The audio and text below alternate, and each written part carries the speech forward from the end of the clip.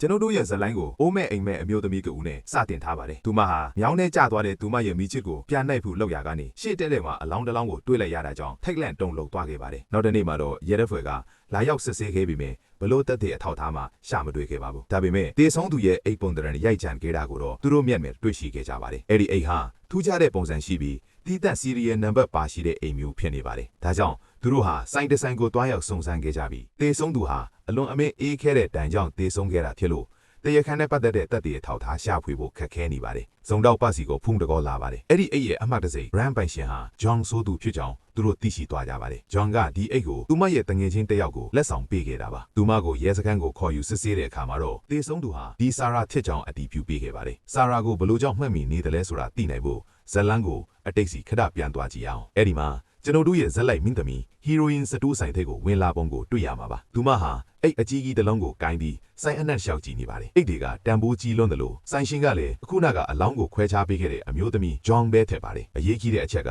စိုင်းဝင်တန်းတစ်ယောက်ဟာသူမကိုဆင်းရဲတယ်လို့ထင်ပြီးအိတ်တွေကိုမကိုင်းဖို့တားမြစ်ခဲ့ပါတယ်ဒါပေမဲ့ဆာရာကသူမကိုင်းမိတဲ့အိတ်မြန်သမားကိုအကုန်ဝယ်မယ်လို့ပြောလိုက်ပါတယ်တကယ်ပဲသူမကအိတ်ထဲကနေပတ်စံတွေကိုထုတ်ပြလိုက်တဲ့အခါမှာတော့အံ့ဩစရာကောင်းလောက်အောင်များပြနေပါတယ်ဒီလိုထူးဆန်းတဲ့အပြုအမူ unique personality ကြောင့်ပဲဂျွန်ကဆာရာကိုမေ့မရခဲ့တာပါနောက်ပိုင်းမှာဆာရာဟာအာရှတလွားကဘူဒါကုမ္ပဏီရဲ့မန်နေဂျာဖြစ်လာခဲ့ပါတယ်ဒီနေ့မှာတော့ဂျွန်ဟာသူမရဲ့တုံငယ်ချင်းနဲ့အတူညစာစားနေတုန်းချွိုင်းလို့အမည်ရတဲ့ဥက္ကဋအမျိုးသမီးနဲ့တွေ့ဆုံခဲ့ပါတယ်ဥက္ကဋချွိုင်းကဂျွန်ရဲ့ Knox လို့ခေါ်တဲ့အမှတ်တစိမ့်ကိုလက်မခံဘဲညှင်းပယ်ခဲ့ပါတယ်ဂျွန်ကရင်ကြီးနဲ့ဘာကြောင့်ညှင်းတာလဲလို့မေးမြန်းခဲ့ပေမဲ့ဒီဥက္ကဋကတော့အလွန်ရိုင်းဆိုင်တဲ့အမျိုးသမီးဖြစ်ပြီးဂျွန်ကိုစော်ကားမော်ကားဖြိုးဆိုခဲ့ပါတယ်ဒေါသထွက်နေတဲ့ဂျွန်ကအ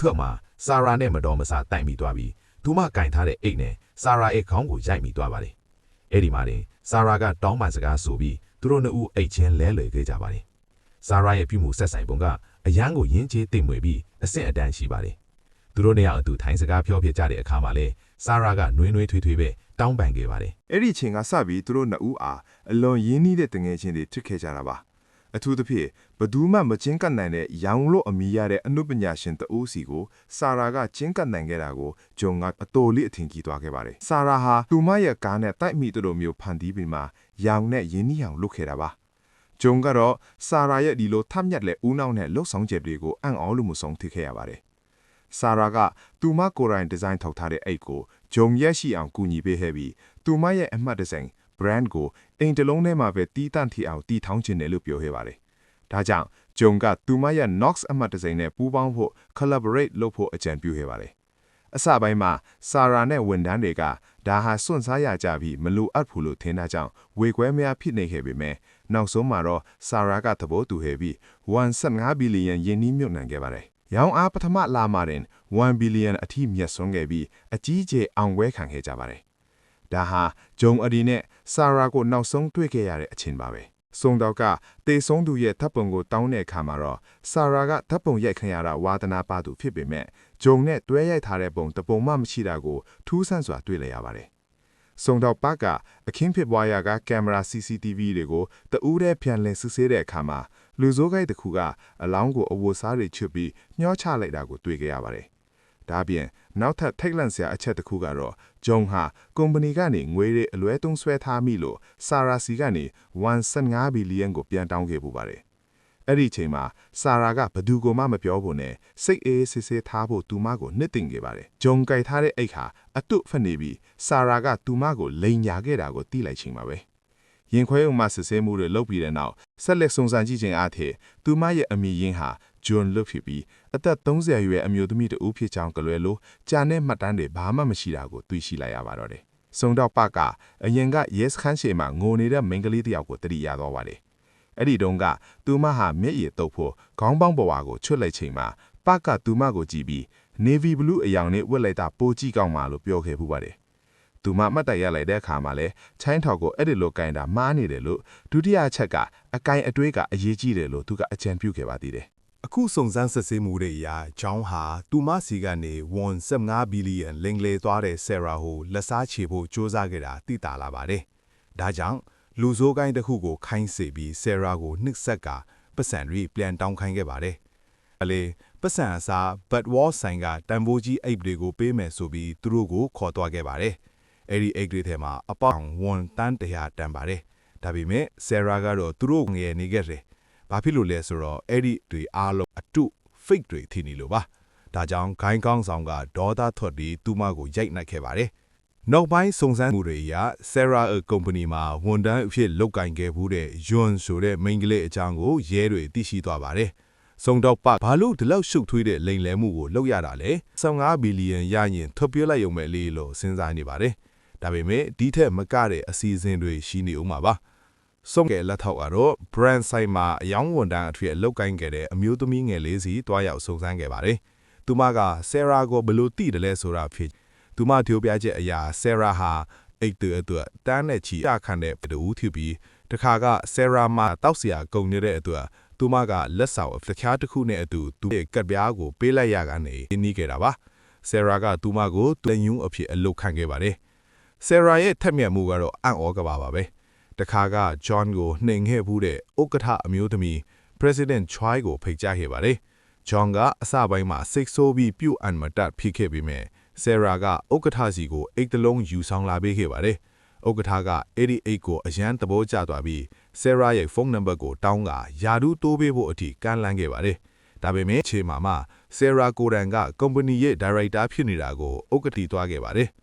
နောက်ဆုံးမှာတော့အဲ့ဒီလက်ထောက်မလေးကကွက်ထဲမှာသူ့တွေပြတ်နေနေတာကိုအမှတ်မတင်သိရှိသွားပြီး Sarah ကိုအဲ့ဒီအကြောင်းမေးမြန်းခဲ့ပါတော့တယ်။အဲ့ဒီနောက်မှာတော့လက်ထောက်မလေးကအိတ်အတူတွေအကြောင်းတိုင်ကြားဖို့ဒါပေမဲ့ Sarah ကညင်းဆိုခဲ့ပါတယ်။သူတို့စကားပြောနေတော့မှပဲတငယ်ချင်းဖြစ်သူမိန်းကလေးရောက်လာပြီးစကားဖြတ်ပြောခဲ့ပါတယ်။အဲ့ဒီအချိန်မှာစုံထောက်ပါခဲ့လက်ထောက်ဟာသူ့ကိုတယောက်ဖြစ်တယ်။ဒါတွေကိုအတန်ဖန်းထားတယ်ဆိုတာထုတ်ပြောလိုက်ပြီးစုံထောက်ပါကလည်းရောက်ရှိလာကစုံစမ်းစစ်ဆေးမှုတွေစတင်ပါတော့တယ်။အာဟာရဲစခန်းမှာလူဆိုးခိုင်းကိုတိုင်ချက်ဖွင့်စင်ကနေသူမရဲ့နာမည်အမှန်မဟုတ်ပဲညက်မှတ်ပုံတိုင် ID ကိုအသုံးပြုခဲ့တာဖြစ်ပါတယ်။ဒါကြောင့်လဲရဲတွေကရှုထွေးနေခဲ့တာဖြစ်ပါတယ်။ Sarah အပေါ်မှာရှိတွေကတော့သူမရဲ့လုပ်ငန်းအားလုံးဟာအတူတွေဖြစ်နေတာပါပဲ။ဒါပေမဲ့ထူးခြားတာတစ်ခုကတော့ဟာ brand တွေအပေါ်ထားတဲ့ချစ်စိတ်ကတော့အစစ်ဖြစ်ပြီးအတူအိတ်တွေကိုတခြားသူတွေစီမရောက်ချင်ပဲမိရှိုဖြတ်စည်းပလေရှိပါတယ်။စုံတော့ပတ်ကရှာဖွေခွင့်ဝါရန်ရယူပြီးအခင်းထပွားနေရာကိုတွားရောက်စစ်ဆေးတဲ့အခါမှာချို့ထားတဲ့အပိုင်းစာတွေကိုတွေ့ရှိခဲ့ပါတယ်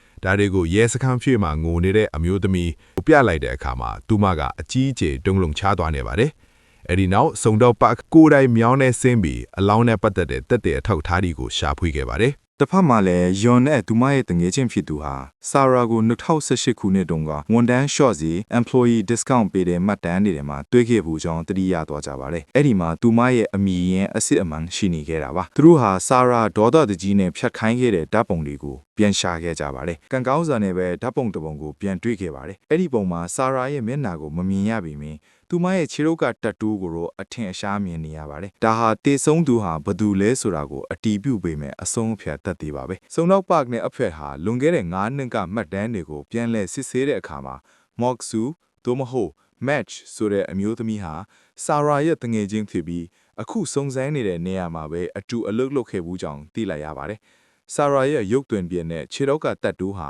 Moksu နဲ့ထပ်တူကျနေတာကြောင့်သူတို့အံ့ဩသွားကြပါတယ်။ဒါပေမဲ့ပိုပြီးထီလန့်စရာကောင်းတာက Moksu ဟာလွန်ခဲ့တဲ့မိုင်းနှစ်ကတည်းကတေဆုံးသွားခဲ့ပြီဆိုတဲ့အချက်ပါပဲ။ဒါဟာဆာရာကတေဆုံးသူ Moksu ရဲ့အထောက်ထားကိုခိုးယူပြီးအလုတ်ဝင်ခဲ့တာကိုပြနေပါတယ်။တခါကဝယ်သူတယောက်က1တန်း50တန်းအိတ်တလုံးကိုဝယ်ပြီးနောက်ခဏကြာမှအိတ်အခိုးခံလိုက်ပါတယ်။အဲ့ဒီအတွက်ဆာရာဟာအဖြစ်တင်စော်ကားမှုတွေကိုအတန်တိုက်ခံစားခဲ့ရပါတယ်။အလုတ်ပင်ဖန်လွန်လူတခြားသူတွေစားကြွင်စားကြံတွေကိုတောင်စားခဲ့ရတဲ့အထိသူမဘဝကဆိုးရွားခဲ့ပါတယ်။အဲ့ဒီအချိန်မှာပဲသူမရဲ့မန်နေဂျာကမယိုးသားတဲ့ကန့်လန့်မှုတစ်ခုလုပ်ခဲ့ပါတယ်။အဲ့ဒါကတော့ဝန်ထမ်းလျှော်စေ employee discount ကိုတုံးပြီးတန်ဖိုးကြီးသစီတွေကိုခိုးဝယ်ပေးဖို့ပါပဲ။ဒါကြောင့်လဲသူမဟာ2018ခုနှစ်မှာအလုပ်လုပ်ရင်းအိတ်တလုံးကိုဝန်ထမ်းလျှော်စေနဲ့ရောက်အောင်ယူခဲ့တာပါ။ဒါပေမဲ့အဲ့ဒီအိတ်ကိုမန်နေဂျာစီကံမပေးပဲ online မှာဈေးညှိနှိုင်းလို့ရတဲ့အိတ်အစ်စ်အဖြစ်တင်ညောင်းခဲ့ပါတယ်။အစပိုင်းမှာတော့ဘသူမှစိတ်ဝင်စားမှုမပြခဲ့ကြပါဘူး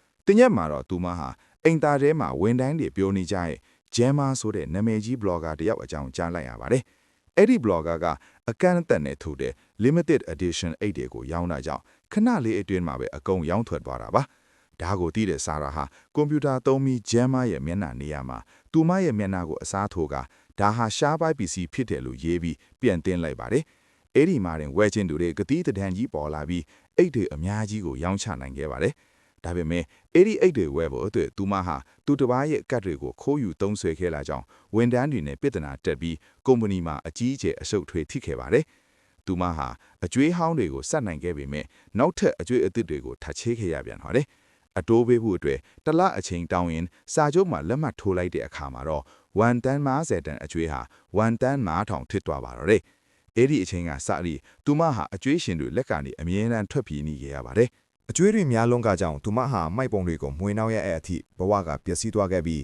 အလုတ်ခွေမှာလည်းအကျွေးရှင်တွေရဲ့လာရောက်နှောက်ယှက်မှုဖိအားပေးမှုတွေကြောင့်အလုတ်ကနေထူးပယ်ခြင်းခံခဲ့ရပါတယ်။ဆရာဟာမိသက်ခေါင်းလောင်းကိုတီးပြီးမှန်ကိုခွဲကာသူမမျက်စိကျနေတဲ့အိတ်ကိုယူခဲ့ပါတယ်။သူမဟာအဆုံးစီရင်ဖို့ဆုံးဖြတ်ထားတဲ့အတိုင်းကောင်းကင်ကိုကြည့်ပြီးကိုအဆုံးစီရင်ခဲ့ပါတယ်။ဒါပေမဲ့ဆုံတော့ပါကတော့တာဟာလက်ကွက်တစ်ခုလိုထန်တရားရှိနေပြီးဆရာဟာအသက်ရှင်နေတဲ့သူယူဆတာကြောင့်အမှုကိုပြန်ဖွင့်ဖို့အထက်လူကြီးစီခွင့်တောင်းခဲ့ပါတယ်။ဒါပေမဲ့အထက်လူကြီးကညှင်းပယ်ခဲ့ပြီးပတ်ကိုယာရုတိုးဖို့ပဲစိတ်ဝင်စားနေတယ်လို့ဆွဆွဲခဲ့ပါတယ်။အဲ့ဒီနောက်မှာတော့ထူးဆန်းတဲ့အချက်တစ်ချက်ကိုပတ်တတိထားမိသွားပါတယ်။ဆရာရဲ့ထပ်ပုံအောက်ကစာသားဟာတည်ဆုံးသွားတဲ့မော့ဆူတော့မဟုတ်မတ်ချ်ရဖုန်းတွေက message စာသားနဲ့ထပ်တူကြနေတာပါ။အဲ့ဒီကနေတဆင့်စုံစမ်းကြည့်တဲ့အခါဥက္ကဋ္ဌရဲ့လက်ထောက်ဖိတူကောင်ဆိုတဲ့နာမည်ကိုတွေ့ရှိခဲ့ပါတယ်။စုံတော့ပတ်ကအလောင်းကိုရှာဖွေဖို့ရေကန်မြောင်းကိုပြန်လဲစစ်ဆေးတဲ့အခါမှာတော့ဥကောင်းခွန်တစ်ခုကိုတွေ့ရှိခဲ့ပါတယ်။ဒါပေမဲ့မှုခင်းဆရာဝန်ကစစ်ဆေးပြီးတဲ့နောက်မှာတော့ထိတ်လန့်စရာကောင်းတာကအဲ့ဒီအလောင်းဟာအသက်20ဒါမှမဟုတ်30အရွယ်အမျိုးသားတူဖြစ်နေတာပါပဲ။ပတ်ခါကောင်းရဲ့အိမ်ကိုတွားရောက်ပြီးသူ့ကိုစစ်ဆေးမိမြန်းခဲ့ပါတယ်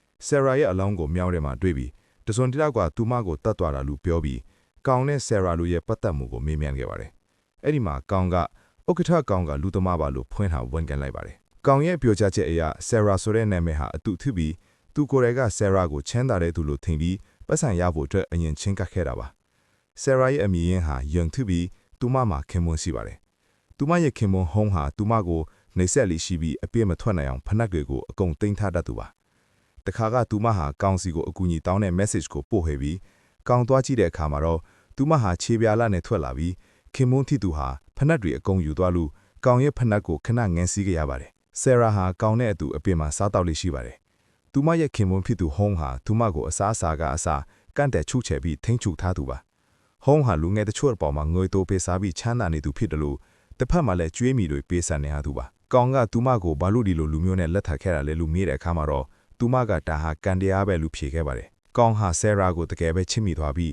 သူမကိုခေါ်ပြီးထွက်ပြေးဖို့အထိကန့်လန့်ခဲ့ပါတယ်။တခါကဆရာစီကနေငွေညစ်ခဲ့တဲ့လူမိုင်းဟာကောင်းစီကိုရလာပြီးအကျွေးဆက်ဖို့ရိုက်နှက်နှိစက်ခဲ့ပါတယ်။အဲ့ဒီနောက်မှာကောင်းကဆရာနဲ့တွေ့တဲ့အခါသူမရဲ့လက်အောင်းကဒဏ်ရာတွေကိုကြည့်ပြီးခင်မုံဖြစ်သူဟာသူမကိုမူးယက်ဆေးတွေနဲ့နှိစက်နေတယ်လို့သိသွားပါတယ်။ကောင်းကဟုံးကိုတတ်ဖြစ်ဖို့ကြိုးစားခဲ့ပေမဲ့ဆရာသူမဟုတ်ယွန်ကသူမရဲ့ခင်မုံကိုစာအထိနာခံပြီးကောင်းကိုထပ်ပြေးခိုင်းခဲ့ပါတယ်။အဲ့ဒီနောက်မှာတော့သူမကနာမည်ကိုဆရာလို့ပြောင်းသွားကြောင်းအကူအညီလိုကြောင်းကောင်းစီကို message ပို့ခဲ့ပါတယ်။ကောင်းလည်းသူမသက်ဘာမှလုပ်ပေးဖို့အတင်းရှင်နေခဲ့ပါတယ်။ဆရာကသူ့ကိုဥက္ကဋ္ဌအမျိုးသမီးစီမှာအလို့ရအောင်ထွန်းပို့ခဲ့ပါတယ်။ဒါပေမဲ့သူတို့နှစ်ဦးကြားမှာပြဿနာဆက်တက်တာကကောင်းကအစီအစဉ်တွေကိုရပ်တန့်ချလာတဲ့အခါပါ။ဆရာကသူ့ကိုဖောင်တင်နဲ့ထိုးပြီးနင်ကဘာကောင်းမို့လို့ငါ့ကိုလာတားတာလေလို့ဒေါသကြီးပြောဆိုခဲ့ပါတယ်။ကောင်းဟာသူမနောက်ကိုတိုက်လိုက်ကြည့်တဲ့အခါမှာတော့သူမဟာသေးသေးလေးအထည်ခန်းလေးထဲမှာအိတ်အတုတွေကိုကိုယ်တိုင်လှုပ်နေတာကိုတွေ့သွားခဲ့ပါတယ်။သူမရဲ့နောက်ကျောင်းကိုစုံစမ်းကြည့်တဲ့အခါသူမကသူ့ကိုလိန်ညာထားမှန်းသိသွားပေမဲ့ချစ်လွန်းတာကြောင့်မဖော်ထုတ်နိုင်ခဲ့ပါဘူး။နောက်ဆုံးမှာတော့ကောင်းဟာဒေါသကြီးနဲ့ဆရာရဲ့ခင်မုံဟုံးကိုဖုံးဆက်ပြီးဆရာကဖဲရိုက်သည့်ငွေတွေဖြုံးနေတယ်လို့လိန်ညာပြောဆိုခဲ့ပါတယ်။အဲ့ဒီနောက်မှာတော့ဆရာကိုဟုံးကတက်ပစ်ခဲ့ပါတယ်။ခဏအကြာမှာတော့ဆရာရဲ့အလောင်းကိုမြောင်းထဲမှာတွေ့ပြီးဆိုတဲ့သတင်းကြောင့်ကောင်းဟာသူကိုယ်တိုင်ပဲသူမတည်ဆုံမှုရဲ့အကြောင်းရင်းဖြစ်ခဲ့တယ်လို့ခံစားနေပြီးနောင်တရနေတော့ပါတယ် ဆုံတော့ဖကနေအဖွေဟာဥက္ကဋ္ဌဟောင်စီအိုတွားရောက်စုံစမ်းခဲ့အခါမှာတော့သူဟာကြောက်ကပ်ပျက်စီးနေတဲ့ဝေဒနာရှင်တူဖြစ်ပြီးအမြန်ဆုံးကြောက်ကပ်အစားထိုးကူးတမှုခံယူဖို့လိုအပ်နေသူထိကြောင်းသိလိုက်ရပါတယ်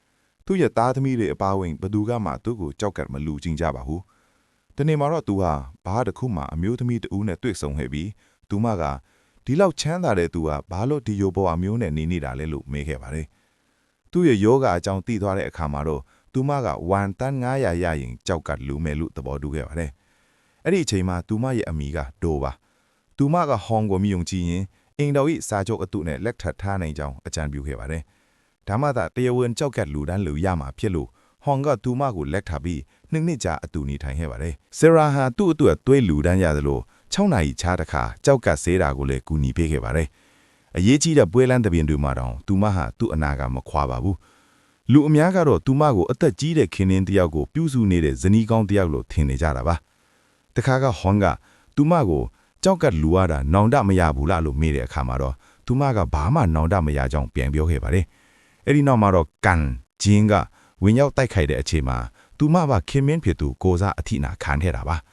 သူမတတိပြန်ရလာတဲ့အခါမှာပထမဆုံးမေးတဲ့မိကုန်းကသူမရဲ့ကြောက်ကတ်တွေအစင်ပြေရဲ့လားလို့ဆိုတာပါပဲဒါပေမဲ့ကြောက်ကတ်လူရမယ့်နေ့မှာပဲလူစိုးကင်ကောင်းဆောင်ကဥက္ကဋ္ဌကိုဆဲရာရဲ့အထောက်အထားအမှန်ကိုဖွင့်ပြောလိုက်ပါတယ်ဥက္ကဋ္ဌဟောင်းဟာသူယုံကြည်ခဲ့ရတဲ့ဇနီးဒီကသူ့ကိုလိန်ညာတာကိုသိလိုက်ရလို့အကြီးအကျယ်စိတ်ထိခိုက်ပြီးငိုကြွေးခဲ့ပါတယ်လူစိုးကင်ကသူမကိုဖမ်းဆီးခဲ့ပြီးမြဲနောက်ဆုံးမှာတော့သူမကိုလွတ်ပေးလိုက်ပါတယ်ဆဲရာဟာတကယ်ပဲနောင်တရသွားပြီးဥက္ကဋ္ဌကိုကြောက်ကတ်လူဖို့ဆုံးဖြတ်ခဲ့ပြီးမြဲလူဒန်းပြီးတာနဲ့ဥက္ကဋ္ဌစီကဝန်တန်း500တန်းနဲ့အဖိုးတန်ပစ္စည်းIstanbul Tree ကိုခိုးယူပြီးပျောက်ကွယ်သွားခဲ့ပါတယ်။စုံတော့ဖတ်ကတော့မြောင်းထဲမှာတွေ့တဲ့အလောင်းကကြောက်ကတ်လူထားတဲ့ဒဏ်ရာရှိနေတာကြောင့်ဆဲရာတေဘီလို့ထင်နေကြတာသူမအသက်ရှင်နေသေးတာကိုရေးမိသွားပါတယ်။သူကသတင်းရှင်းလင်းပွဲလုပ်ပြီးဆဲရာအသက်ရှင်နေသေးကြောင်းကြေညာလိုက်တဲ့အခါမှာတော့အဲ့ဒီသတင်းကြောင့်သူမကိုယ်တိုင်တောင်တုန်လှုပ်သွားခဲ့ပါတယ်။နောက်ဆုံးမှာတော့ဖတ်ခါသူမရှိတာကိုကိုယ်တိုင်တွားရောက်စုံစမ်းခဲ့ပါတယ်။သူမကဖတ်ကိုဇင်းလက်ခံအမှတ်တစိတစ်ခုတီးဆောက်ခြင်းဖောက်ခံတွေကိုလစ်ရှူရှူတတ်ဖို့လိုတယ်လို့သူမရဲ့စီးပွားရေးတဒနာကိုပြောပြခဲ့ပါတယ်။သူမဟာနေရာတစ်တစ်ခုမှာဘဝတစ်ကိုပြန်လည်စတင်နေပြီးသူမရဲ့အမိရင်နဲ့အထောက်အထားအစ်စ်ကိုတော့ဘယ်သူမှသိနိုင်တော့ပါဘူး။စုံတော့ဖကသူမကိုမင်းကကိုရီးယားအမေရိကန်ကဗျာတယောက်လိုဟန်ဆောင်ခဲ့တယ်လို့ Oxford ဘွဲလက်ထမအတူတွေကိုလည်းတုံးနေတယ်ဆိုတာဝန်ခံတာပေါ့လို့မေးတဲ့အခါမှာတော့သူမကဟုတ်တယ်လို့ပဲအေးအေးဆေးဆေးဖြေခဲ့ပါတယ်။1.5 ဘီလီယံအလင်းခံရတဲ့ဂျောင်နဲ့ပတ်သက်လို့လည်းသူမကဒီလိုရှင်းပြခဲ့ပါတယ်။ယင်းနှမှုတစ်ခုမှာတစ်နှစ်မပြည့်ခင်မှာတဲ့အရင်ပြန်ရပြီး1.50 ဘီလီယံအထိအမျက်ထွက်နိုင်တယ်ဆိုတာကြီးမားတဲ့အခွင့်အရေးပဲ။တကယ်လို့ဒီလုပ်ငန်းကရှုံးနှင်းသွားခဲ့ရင်တောင်ဒါကိုလိမ့်မှုလို့တတ်မှတ်လို့မရဘူးလို့သူမကတုံ့ပြန်ခဲ့ပါတယ်။ ဒါအပြင်သူမဟာအိတ်တွေနဲ့ပတ်သက်တဲ့တရားဝင်သွင်းကုန်ပါမစ် import permit စာရွက်စာတမ်းတွေကိုလည်းထုတ်ပြခဲ့ပါတယ်။သူမရဲ့အိတ်တွေဟာကိုရီးယားမှာထုတ်လုပ်ပြီးအမေရိကန်ကိုပို့တယ်ပြီးမှအိတ်လက်ကင်တွေကိုအမေရိကန်မှာတက်ဆင်ပြီးကိုရီးယားကိုပြန်သွင်းတာဖြစ်လို့ဒါဟာတရားဝင်စာရွက်စာတမ်းတွေနဲ့ပြုလုပ်ထားတာထက်ကြောင့်သူမကတတ်တည်ပြခဲ့ပါတယ်။ဒါကြောင့်ဒီအိတ်တွေဟာအတုမဟုတ်ပဲနီးလန်းတကြားထုတ်လုပ်ထားတာဖြစ်သွားပါတယ်။သူမကဆက်ပြီးတကယ်လို့ငါကဒါလူလိမ်ဖြစ်မယ်ဆိုရင်ငါ့ကိုကူညီခဲ့တဲ့သူတွေအားလုံးဟာတားကောင်တွေမဟုတ်ပဲအားပေးကူညီသူ accomplice တူပဲဖြစ်လိမ့်မယ်လို့ပြောလိုက်ပါတယ်။အဲ့ဒီနောက်မှာတော့သူမကခဏနားခွင့်တောင်းပြီးဒီကိစ္စတွေပြီးသွားတဲ့အခါမှာတော့အရင်ကငါ့ကိုလောင်ရည်ခဲ့တဲ့သူတွေအားလုံးကိုငါပြန်ပြီးရင်ဆိုင်ပြမယ်လို့ယုံကြည်ချက်အပြည့်နဲ့ပြောဆိုကဇက်လန်းကိုအဆုံးသတ်လိုက်ပါတော့တယ်။ဆရာအသက်ရှင်နေတဲ့တာကိုမြင်လိုက်တဲ့အခါအားလုံးဟာတုန်လှုပ်သွားကြပါတယ်။အထူးသဖြင့်ဂျွန်ဟာဆရာကိုမြင်ချင်းမှာပဲစိတ်သက်တွေပြိုလဲသွားခဲ့ပါတယ်။သူမဟာအရင်ကဆရာအပေါ်ဆွဆွဲပြောဆိုခဲ့တဲ့များကိုအကုန်ညင်းဆိုလိုက်ပြီးဒါဟာရင်းနှီးတဲ့ငွေချင်းတယောက်ဆုံးရှုံးလိုက်ရလို့စိတ်သက်ကြနေချိန်မှာမာယွင်းပြောဆိုမိတာဘာလို့ဆိုကဆရာဘက်ကပြန်ရက်တည်ခဲ့ပါတယ်။စုံတော်ပကတော့အခြေအနေတွေဘလို့ကြောင့်ဒီလောက်အထိပြောင်းလဲသွားရတယ်လဲဆိုတာကိုနားမလည်နိုင်အောင်ဖြစ်နေခဲ့ပါတယ်။စုံတော်ပကသူမကိုပြန်လွတ်ပေးလိုက်ရတဲ့အခါမှာတော့ဆရာကသူ့ကိုပြန်လဲတရားစွဲဖို့တောင်စဉ်းစားခဲ့ကြောင်းလို့ခနဲ့တဲ့ပြောဆိုခဲ့ပါတယ်။သူမတယောက်တည်းရှိနေချိန်မှာတော့သူမကိုသူမအခုလိုပြန်သုံးသပ်ခဲ့ပါတယ်။ငါကချမ်းသာတဲ့သူတရားဖြစ်အောင်စ조사ခဲ့တာမှားခဲ့ပုံရတယ်။ဘာလို့လဲဆိုတော့တကယ်ချမ်းသာတဲ့သူတွေကမွေးကလေးကအဲ့ဒီလိုဖြစ်လာကြတာမို့ပဲလို့ဆိုပါတယ်။သူမဟာအရင်ကမူးအဖြစ်ဟန်ဆောင်ခဲ့စဉ်ကလည်းဒီလိုပဲကြုံခဲ့ရပြီးမြဲအခုတော့သူမရဲ့စိတ်ထဲမှာမျောလင်းဖြစ်အလင်းရောင်အစ်စ်တစ်ခုပြန်လည်ရောက်ရှိလာခဲ့ပါသည်။တစ်ဖက်မှာလည်းစုံတော့ပခါအတန်ပန်းစစ်ထဲကဆရာရဲ့စကလုံးတွေကိုတေးချနားထောင်ရင်သူမကိုတစ်ဖက်မှာလူတက်မှုအထောက်မှန်တရားဆွဲဖို့ထိုးစားခဲ့ပါတယ်။ဇလန်ရဲ့အထွတ်အတင်းမှာတော့ဆရာကပကိုစိတ်လိပ်တလိပ်တောင်းရင်လူတွေသူမကိုဘာကြောင့်ယုံကြည်ကြတယ်လဲဆိုတဲ့လူဝက်ချက်ကိုပြောပြခဲ့ပါတယ်။လူတွေကသူတို့ရဲ့အားနည်းချက်ကိုမာကအသုံးပြုပြီးအဲ့ဒါကိုပြန်ဖြည့်ဆည်းပေးမယ်လို့ထင်ကြလို့ပဲတဲ့။နောက်ဆုံးမှာတော့သူမကဥပဒေကြောင့်ရပကိုအခုလိုအနိုင်ပိုင်းလိုက်ပါတယ်။ကျမဒီကိုချီတော့နဲ့ကိုမလာခင်မှာဥပဒေကိုအသေးချာလေ့လာခဲ့ပြီးပြီ။ရှင်တို့ကကျမကိုဖမ်းဆီးပြီး10နာရီအတွင်းချုပ်ရရမန်မတောင်းခံနိုင်ခဲ့ရင်ကျမကိုချက်ချင်းပြန်လွတ်ပေးရမယ်လို့ပြောကဥပဒေရဲ့ဟာကွက်ကိုအသုံးပြုပြီးလွတ်မြောက်သွားပါတော့တယ်။ဆရာကသူမပြောက်ဆုံးနေတဲ့အချိန်မှာဟိုတယ်မှာဖုံးပိတ်ပြီးအနားယူနေခဲ့တာလို့ထပ်ဆိုပါတယ်။ဒါပေမဲ့စုံတော့ပါကဟိုတယ်ဝန်တန်းဖာရာစီကနေတကယ်အမှန်တရားကိုလှည့်စားမေးမြန်းပြီးတိလိုက်ရတာကတော့အဲ့ဒီနေ့ကဆရာဟာဟိုတယ်အတွင်းမှာအလောင်းတလောင်းကိုတိတိဆွဲသွားတာကိုတွေ့ခဲ့တာပါ။ဥက္ကဋ္ဌကတော့ဟိုတယ်ရဲ့ဂုံတိတ်ခါကိုငဲ့ပြီးဒီအထောက်ထမ်းတွေကိုဖျက်ဆီးကစနစ်ကိုပြောင်းလဲပစ်ခဲ့ပါတယ် ဆေရာဟာဥက္ကဋ္ဌရဲ့အာဏာချက်ကအမျိုးသားတွေနဲ့ပတ်သက်နေတာကို တီးသွားတဲ့အတွက်သူမနောက်ကိုချေရခံမှုအကွက်ချခဲ့ပါတယ်။အဲဒီကတဆန်သူမနဲ့ပတ်သက်တဲ့အချက်လက်တော်တော်များများကိုစူးစောင်းနိုင်ခဲ့ပါတယ် ဆာရာကလည်းဒီအချက်တွေကိုတေချာပြင်ဆင်ပြီးအသုံးချခဲ့ပါတယ်ဥက္ကဋ္ဌဟာသူ့ကွယ်အားမှာပြောသမျှစကားတွေကိုဖုံးနဲ့အမြဲတမ်းအတန်ဖမ်းယူထားတတ်တယ်ဆိုတဲ့အချက်မျိုးပေါ့ဆာရာကယွန်နဲ့စကားပြောဆိုမှုတွေကိုအခွင့်ကောင်းယူခဲ့ပါတယ်သူမလိုလူမျိုးဟာချီယုံမိသားစုကဖြစ်နိုင်ခြေမရှိဘူးလို့ပြောဆိုပြီးသူတို့ကိုတောင်းပန်ခိုင်းဖို့ဖိအားပေးခဲ့ပါတယ်ဒါပြင်အဲ့ဒီမင်္ဂလေးဟာသူမရဲ့ဆရာသူမရဲ့လက်ရရနဲ့အရင်နှီးဆုံးလူကိုတောင်တန်တရားဝင်လာအောင်မြှောက်ပေးခဲ့ပါတယ်နောက်ဆုံးမှာတော့အဲ့ဒီလူဟာသူမကြောင့်ပဲကုမ္ပဏီတစ်ခုလုံးကနေအထုံးခံလိုက်ရပါတယ်ဒီနေ့မှာတော့ဥက္ကဋ္ဌကသူမကိုယင်းနှီးမြှုပ်နှံမှုလုပ်မဲ့နေရာတစ်ခုစီခေါ်သွားပါတယ်တိုက်ဆိုင်ဆိုင်ပဲအဲ့ဒီနေရာဟာအရင်ကသူ့ကိုဝန်တန်းမောင်ရှုတောင်ဆုံးရှုံးအောင်လုပ်ခဲ့တဲ့နေရာဖြစ်နေပါတယ်အဲ့ဒီအချိန်မှာပဲမိန်းကလေးတယောက်ဟာဆာရာရဲ့ဂုဏ်သိက္ခာကိုဖျက်ဆီးဖို့ကြိုးစားနေတယ်ဆိုတဲ့သတင်းကဥက္ကဋ္ဌစီကိုရောက်ရှိသွားခဲ့ပါတယ်ဒါပေမဲ့ပါတီကိုရောက်တဲ့အခါမှာတော့ဆာရာနဲ့ထပ်တူကြတဲ့ဝတ်စုံကိုဝတ်ထားတဲ့သူနောက်တစ်ယောက်ကိုတွေ့လိုက်ရပါတယ်ဒါကြောင့်စုံတောက်ကဒီရမှုမှာလူ2ယောက်ရှိနေတယ်ဆိုတာကိုရိပ်မိသွားပြီးဆာရာအမေနဲ့လူကိုစစ်ဆေးဖို့အတွက်ကင်မရာတွေကိုစစ်ဆေးခဲ့ပါတယ်ကန်ဆိုးစွာနဲ့ပဲအဲ့ဒီနေ့မှာကင်မရာတွေကပြက်နေခဲ့ပါတယ်ဒါပေမဲ့ထူးခြားတာကအဲ့ဒီဝတ်စုံကိုချုပ်တဲ့သူဟာဒီဒီဇိုင်းအတိုင်းဒုတိယမြောက်ဝတ်စုံတစ်ခုကိုထပ်မံချုပ်လုပ်ခဲ့တယ်ဆိုတာကိုသူတို့သိလိုက်ရပါတယ်ဝတ်စုံမှာထုံးတဲ့ပင်ငယ်တွေကိုစစ်ဆေးကြည့်တဲ့အခါမှာတော့ DNA နဲ့တိုက်ဆိုင်စစ်ဆေးလို့မရခဲ့ပါဘူး ကင်ဟာတကယ်တော့တစုံတစ်ယောက်ချီဟန်ဆောင်နေသူဖြစ်ပါတယ်တေဆုံးသူကသူမကိုသူမဆာရာပါလို့ရေမောပြီးပြောနေခဲ့ပေမဲ့ပါနတ်တဲ့ဆုံးတော့ကတော့အမှားသားအနေနဲ့ဖိအားပေးစစ်ဆေးခဲ့ပါတယ်သူမဆာရာကင်ဟ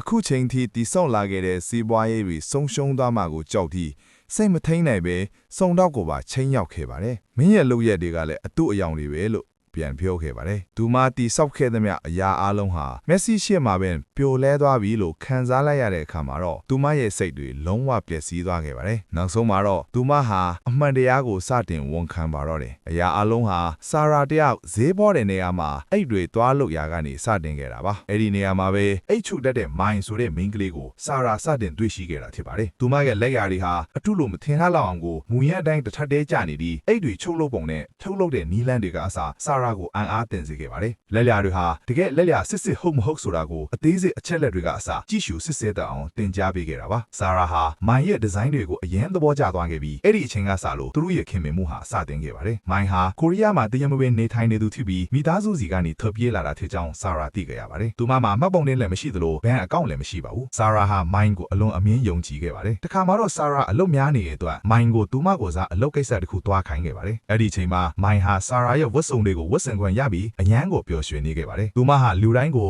ဆာရာရဲ့နာမည်နဲ့ဆက်ဆံပြီးမင်းမျိုးမင်းနွယ်တွေလိုမြို့မှုနေထိုင်ခဲ့ပါတယ်။ဒါအပြင်ဆာရာကမိုက်ကိုဖုံးတလုံးလက်ဆောင်ပေးခဲ့ပါတယ်။မိုက်ကဘာဖြစ်လို့သူမဘလို့အခုလိုကောင်းပြတာလဲလို့မိတဲ့အခါမှာတော့ဆာရာကသူမကိုမြင်ရင်အရင်ကတီးခဲ့မှုတဲ့သူတယောက်ကိုတတိယစီလိုပါလို့ပြန်ဖြေခဲ့ပါတယ်။ဒါပေမဲ့ဆာရာအနေနဲ့မိုက်ကိုအလွန်အမင်းယုံကြည်မိလိုက်တာအမှားတစ်ခုဖြစ်သွားခဲ့ပါတယ်။အကြောင်းကတော့မိုက်ဟာဆာရာရဲ့ကက်တင်နီနာမည်ကို6လလောက်ကြာတဲ့ဒီအလွန်ကျွမ်းစတင်အသုံးပြုလာခဲ့လို့ပဲဖြစ်ပါတယ်။ဆာရာတယောက်လူမိုက်ကိုရင်အရဲ့အနှက်ခန်းနေတဲ့အချိန်မှာဂျုံအားကိုတကြီးနဲ့ပထမဆုံးအကူအညီလန့်တောင်းခဲ့တာဘယ်သူဖြစ်မလဲဒါပါပဲဆာရာဟာသူမရဲ့တငယ်ချင်းအပေါ်အပြည့်အဝယုံကြည်ခဲ့တယ်လို့အဲ့ဒီတငယ်ချင်းကလည်းအရာရာကိုအလေးထားဆောင်ရွက်ပေးခဲ့ပါတယ်ဒါပေမဲ့အချင်းအနှဲငယ်ကြာလာတဲ့အခါမှာတော့မိုက်ကအတော်မတတ်နိုင်အောင်အလွန်ကျွံပြုမှုလာခဲ့ပြီးဆာရာစီကနေကတ်ကိုပြန်မပေးတော့ပဲယူထားမိပါတော့တယ်ဒါပေမဲ့သူမဟာမိုက်ကိုစတင်တန်တရားဝင်လာခဲ့ပြီးအဲ့ဒီတန်တရားကလည်းခိုင်လွန်တဲ့အကြောင်းပြချက်ရှိနေပါတယ်မိုက်ကိုယ်တိုင်ချိုးလုပ်ထားတဲ့အိတ်ကိုဗန်မာချူတပန်းနဲ့ရောင်းချနေတာကိုဆာရာသိသွားတဲ့အခါမှာတော့အခြေအနေတွေကပိုဆိုးလာခဲ့ပါတယ်ဒီနေ့မှာမိုက်အိမ်ပြန်ရောက်တဲ့အခါဆာရာကအိမ်ထဲမှာကြိုတင်ထိုင်ဆောင်နေတာကိုတွေ့လိုက်ရပါတယ်။ဆာရာကမိုက်ကိုရင်ဆိုင်ပြီ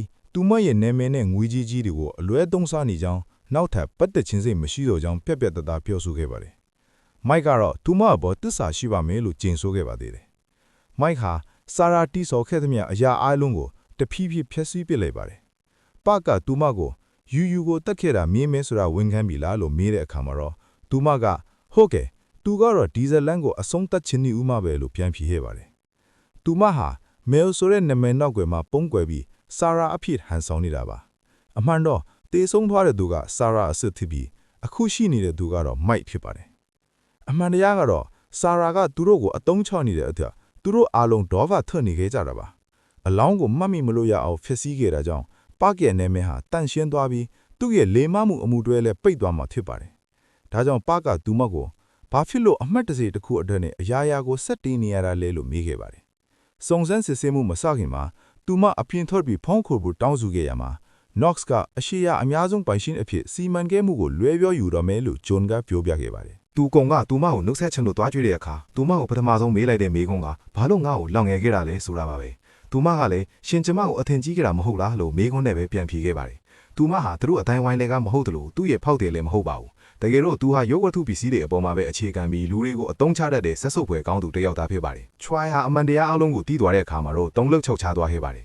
ကလေးစားချေလို့စိမ့်နဲ့စာရာနဲ့ချုပ်ဆိုထားတဲ့စာချုပ်စည်းကမ်းချက်တွေကိုဖျက်ဆီးပစ်ခဲ့ပါတယ်သူမကိုထိန်းချုပ်ဖို့ကြိုးစားပေမယ့်မိုင်းကိုမြင်လိုက်တဲ့အခါမှာတော့ဒေါသကိုမထိန်းနိုင်ပဲမိုင်းရဲ့လက်ကိုဆွဲလိုက်ပါတယ်အဲ့ဒီအချိန်မှာမိုင်းကပြန်လည်တိုက်ခိုက်ဖို့ကြိုးစားပေမယ့်ဆာရာကတွန်းထုတ်လိုက်တဲ့အတွက်မိုင်းရဲ့ခေါင်းဟာတခုခုနဲ့ပြင်းထန်သွားရိုက်မိသွားပါတယ်အဲ့ဒီနောက်မှာတော့ဆာရာဟာသူမကိုမိုင်းကိုကယ်တင်ဖို့ကြိုးစားမဲ့အစားအဆုံးစီရင်ဖို့ဆုံးဖြတ်လိုက်ပါတယ်သူမရဲ့မျက်နှာကိုမှတ်မိလို့မရအောင်ဖျက်ဆီးပစ်ထည့်ပြီးချင်းတောင်းထဲကိုထည့်လိုက်ပါတယ်အဲ့ဒီနောက်အိတ်ကိုအလုတ်သမားလေးနဲ့အတူပိုင်ရှင်ဖြစ်သူဆမ်မြူအယ်ထန်ပို့ခိုင်းလိုက်ပါတယ်ဒါပေမဲ့တကယ်တမ်းတော့တိတ်ဆုံးသူဟာအဲ့ဒီအချိန်မှာအသက်မသေးသေးပဲအလင်းရောင်ရှိရာစီကိုတရွတ်တိုက်သွားနေခဲ့ပါသေးတယ်ကန်ဆိုးတာကတော့အဲ့ဒီနေရာဟာအလွန်အေးဆက်လာတဲ့အတွက်ဘသူမှကဲတင်နိုင်ခင်မှာပဲသူမတိတ်ဆုံးသွားခဲ့ပါတယ်အဲ့ဒီနောက်မိုးစစ်ရောက်လာပြီးအိတ်ကိုဖွင့်ကြည့်လိုက်တဲ့အခါမှာတော့အထဲမှာတက်ရှူစတွေနဲ့မျက်လုံးတစ်လုံးကိုသာတွေ့လိုက်ရပြီးသူမကတော့ပျောက်ကွယ်သွားပါပြီဒါကြောင့်သူမကသူ့ကိုလှန်ငဲပြီးအဲ့ဒီနေ့ကဘာတွေတကယ်ဖြစ်ခဲ့တယ်ဆိုတာကိုအနိုင်ရသူတယောက်အနေနဲ့အတီးအကျပြန်ပြောပြနေခဲ့တာပဲဖြစ်ပါတယ်သူမကဥက္ကဋ္ဌကိုအမှန်တရားကိုပြောပြခဲ့ပါတယ်အဲ့ဒီနေ့မှာပဲသူမရဲ့ဘဝဟာတေဆုံးသွားခဲ့ရတာပါအဲ့ဒီနောက်သူမအပြင်ကိုထော်လာတဲ့အခါ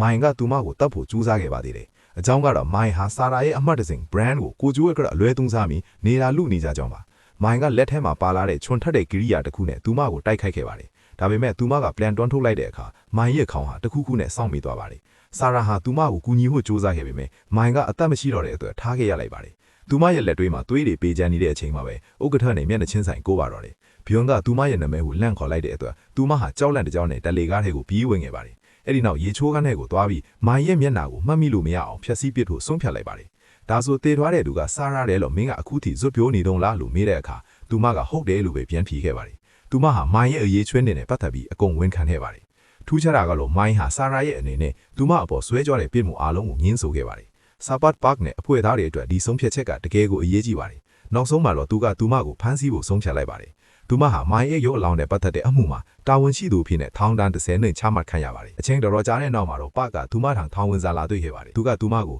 မင်းတို့မိတင်ကြုတ်လိုက်တဲ့အလောင်းဟာဆာရာပဲလို့အားလုံးကယုံကြည်နေကြတယ်လို့ပြောခဲ့ပါတယ်အမှတ်တစင်ကတော့အရင်ကတည်းကတောင်ပေါ်ပြီးအောင်မြင်နေပါသေးတယ်သူမကိုမင်းအခုလိုဖြစ်သွားတာကိုကျေနပ်ရလားလို့မေးခဲ့ပါတယ်သူမကတော့ဒီလောကကြီးမှာကျေနပ်စုဆိုတာဘယ်တော့မှမရှိနိုင်ဘူးလို့အေးအေးဆက်ဆက်ပြန်ဖြေခဲ့ပါတယ်ထိုအခါသူကမေးခွန်းကိုပြောင်းလိုက်ပြီးနောက်ဆုံးအနေနဲ့မင်းရဲ့နာမည်အစ်စ်ကဘသူလဲလို့မေးလိုက်ပါတယ်သူမကသူ့ကိုအတိတ်ပဲပါပါနဲ့စိုက်ကြည့်လိုက်ပါတယ်အဲ့ဒီအကြည့်ဟာသူမနာမည်အသက်ကိုရည်ချင်းအသက်နဲ့တဖန်ပြန်လဲမွေဖွာလာတော့မယ်အလားထင်မှတ်ရပါတယ်